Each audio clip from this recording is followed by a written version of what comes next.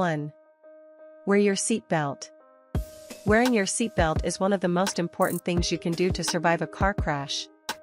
Make sure that your lap belt sits low on your hip bones and that the shoulder belt goes across the center of your chest.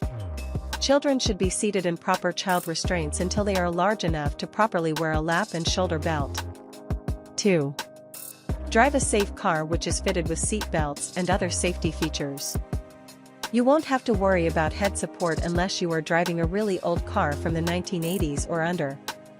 Older cars, which may just have lap belts and almost never have any additional safety features, are generally less safe than large vehicles. SUVs tend to be more prone to rollover accidents than cars. Try to drive the safest car that suits your needs and budget.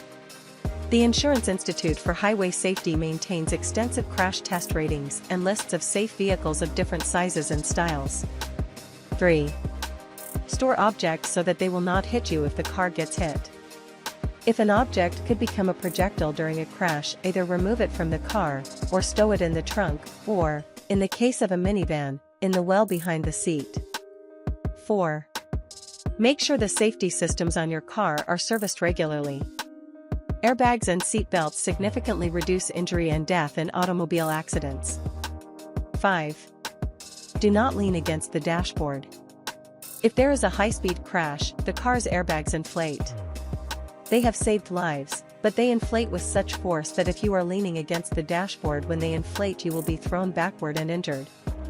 If the car has curtain airbags, also called side airbags, it is also dangerous to lean against the sides of the car. 6. Make sure your car's engine, brakes, transmissions, suspension, and tires are in good condition. The safest accident is the one you don't get in.